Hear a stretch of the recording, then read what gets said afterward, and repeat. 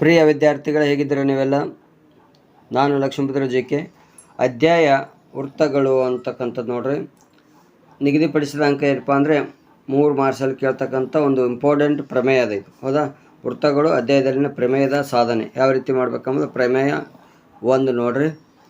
ಇಲ್ಲಿ ಬಾಹ್ಯ ಬಿಂದುವಿನಿಂದ ವೃತ್ತಕ್ಕೆ ಎಳೆದ ಸ್ಪರ್ಶಕಗಳ ಉದ್ದವು ಸಮನಾಗಿರುತ್ತದೆ ಎಂದು ಸಾಧಿಸಿ. ಹೌದಾ?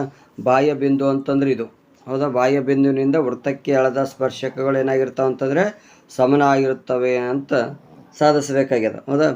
ಈ ಸಾಧಿಸಬೇಕಾಯ್ತವಪ್ಪ ಅಂತಂದರೆ ಯಾವ ರೀತಿಯಪ್ಪ ಅಂತಕ್ಕಂಥದ್ದು ನೋಡ್ರಿ. ಹೌದಾ?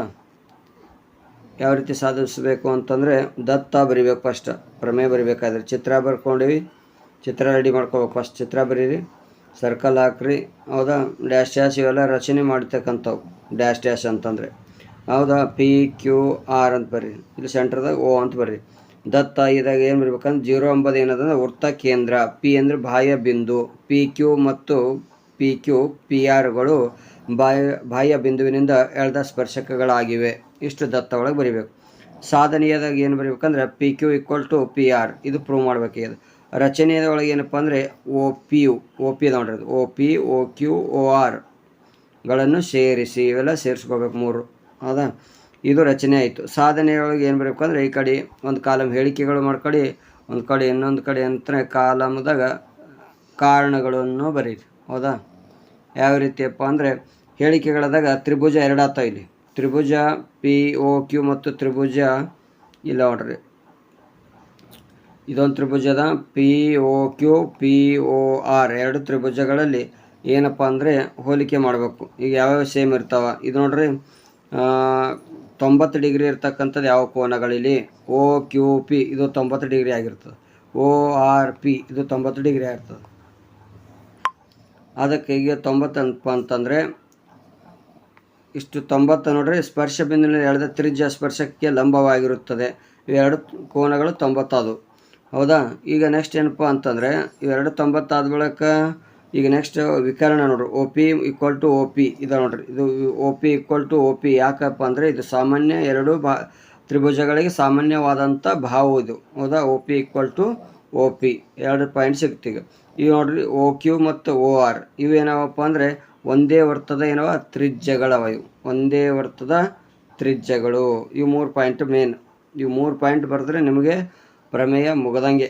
ಹೌದಾ? ದೇರ್ಫೋರ್ ಅಂತ ಹಾಕಿ ಏನಬೇಕು, ತ್ರಿಭುಜ POQ ಸಮಾನಾಂತರ ತ್ರಿಭುಜ POR ಹೌದಾ ಲಂಬ ಕೋನ ಬಾಹ್ಯ ಪ್ರಮೇಯ ಅಂತ ಬರೀಬೇಕಿದು. ಲಂಬಕೋನ ತ್ರಿಭುಜ ಅದ ಅಂತ ಅರ್ಥ. ಹೌದಾ? ಲಂಬಕೋನ ತ್ರಿಭುಜಗಳವ ಇವು 2. ಅದ್ರಾಗ ಏನಪ್ಪ ಅಂದರೆ 3 ಕಂಡೀಷನ್ ನಮ್ಗೆ ಅಪ್ಲೈ ಆಯಿತು ಅಂತಂದ್ರೆ ಅವಾಗೇನಾಗಿರ್ತದೆ, ಅವು ಸಮಾನಾಂತರ ತ್ರಿಭುಜಗಳಾಗಿರ್ತಾವೆ. ಅದಕ್ಕೆ ದೇರ್ಫೋರ್ ಅವಾಗ ಎಲ್ಲನೂ ಈಕ್ವಲ್ ಅಂತಂದ ಬಳಿಕ ಇವನು ಕೂಡ ಏನಾಗಿರ್ತಾವೆ, 2 ಭಾಗಗಳು ಕೂಡ ತ್ರಿಭುಜದ ಭಾಗಗಳು ಕೂಡ ಏನಾಗಿರ್ತಾವೆ, ಸಮನಾಗಿರುತ್ತವೆ. ದೇರ್ಫೋರ್ PQ = PR ಅಂತ ಬರ್ರಿ. ಹೌದಾ?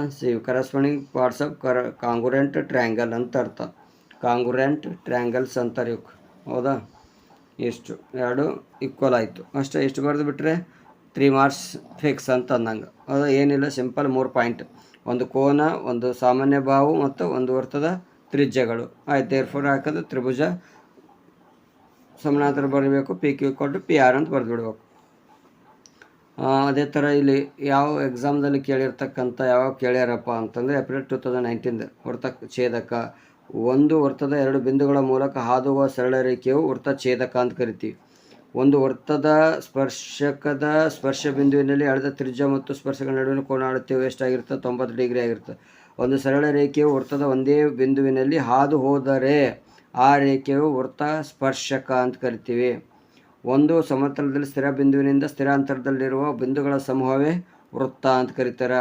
ಒಂದು ವೃತ್ತಕ್ಕೆ ಅದರ ಬಾಹ್ಯ ಬಿಂದುವಿನಿಂದ ಎಳೆಯಬಹುದಾದ ಗರಿಷ್ಠ ಸ್ಪರ್ಶಕಗಳ ಸಂಖ್ಯೆ ಎಷ್ಟು ಅಂತಂದರೆ 2 ನೋಡ್ರಿ. ಒಂದು ವೃತ್ತಕ್ಕೆ ಅದರ ಬಾಹ್ಯ ಬಿಂದುವಿನಿಂದ ಎಳೆಯಬಹುದಾದ ಗರಿಷ್ಠ ಸ್ಪರ್ಶಕಗಳ ಸಂಖ್ಯೆ ಎಷ್ಟಪ್ಪ ಅಂದರೆ 2. ಭಾಳ ಇಂಪಾರ್ಟೆಂಟ್ ಇವು ಪ್ರಶ್ನೆಗಳು. ಹೌದಾ? ಇವಿಷ್ಟು ಪರ್ಫೆಕ್ಟ್ ಮಾಡ್ಕೊಡ್ರಿ, ಇಂಪಾರ್ಟೆಂಟ್. ಇಲ್ಲಿವರೆಗೂ ವಿಡಿಯೋ ನೋಡಿದ ಎಲ್ಲರಿಗೂ ಮತ್ತೊಮ್ಮೆ ಧನ್ಯವಾದಗಳನ್ನು ಹೇಳ್ತಾ, ಮತ್ತೆ ಮುಂದಿನ ಒಂದು ವಿಡಿಯೋದಲ್ಲಿ ಇಂಪಾರ್ಟೆಂಟ್ ಆಗಿರ್ತಕ್ಕಂಥ ಮತ್ತೊಂದು ಪ್ರಮೇಯ ನೋಡೋಣ ಅಂತ ಹೇಳ್ತಾ ಮತ್ತೆ ಮುಂದಿನ ವಿಡಿಯೋದಲ್ಲಿ ಸಿಗೋಣ. Thank you.